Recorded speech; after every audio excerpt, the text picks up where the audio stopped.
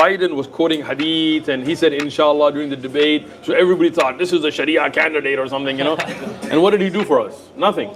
In Islam, we have our own system of governance. So this popular vote government is not our system, right? But there is a principle called a maslaha, where there's a greater good or greater harm, and you could vote not believing in the system, but just to bring a benefit to the community or stop a harm, right?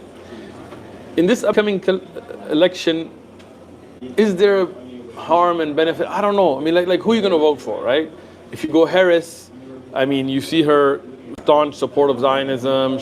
The Democratic Party let the Muslim community down. That's what the brothers in different states are telling us. If you vote for Trump, he's the same guy that tried to ban you guys, right? Like we were going to be banned as Muslims according to the ban. So Trump is opening up to Muslims more. He's putting them on the stage. He's giving them, but is it just to win the election? Allahu alam. So I'm going to leave this to you guys. I'm not going to answer this because personally, I don't see a benefit in either side. Although I am leaning more towards Trump now, to be honest. At least he likes guns. Well, actually, Harris says that she owns a gun too, right? Do you think your vote counts? Huh? You think your vote counts?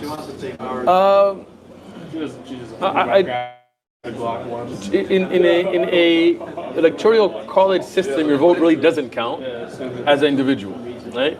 But if your community votes in large numbers, especially in local elections, it can make a difference, right? But like in California is going to go for Harris no matter what.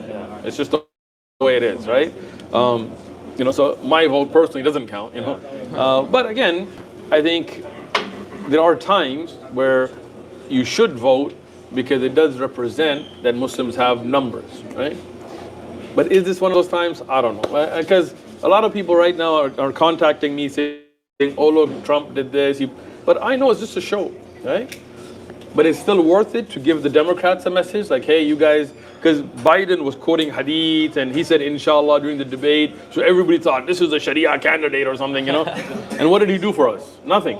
He put trannies as, heads of different, whatever, housing or education, whatever. So to me, and even with the whole Palestine-Israel thing, they didn't do anything. Even on the Harris campaign, from what I've heard from our Muslim leaders across the country, they're not even being called. At least Trump is, right? But again, do I really think he's going to be any different? Probably not, But I guess might be better than, having another tranny put into whatever, Yeah, I mean, look. I mean, the Republicans hate Muslims and the Democrats hate Islam. So, what are we going to do, right? So since we know that either president is going to fund the wars against Muslims, would it be a problem for us to endorse one of them? Because would the blood of those Muslims be on us for putting our name on those presidents? Some of the Muslim leaders, especially in Michigan, the reason that they're saying that they're endorsing Trump is because Trump has promised to end the wars in the Middle East, which again is just a campaign promise. You can't just snap your fingers and do it, right? But this is what their idea is, that we're doing it for that niyyah, and if he doesn't, then that's not on us, right? Again, politics is a dirty game, I'm not saying we don't get involved in it. We do need certain level of engagement with it because we do live in the country and we need to represent. But then we saw a lot of Muslims run for office under the guise of we're going to bring our voice to the Senate or Congress or whatever.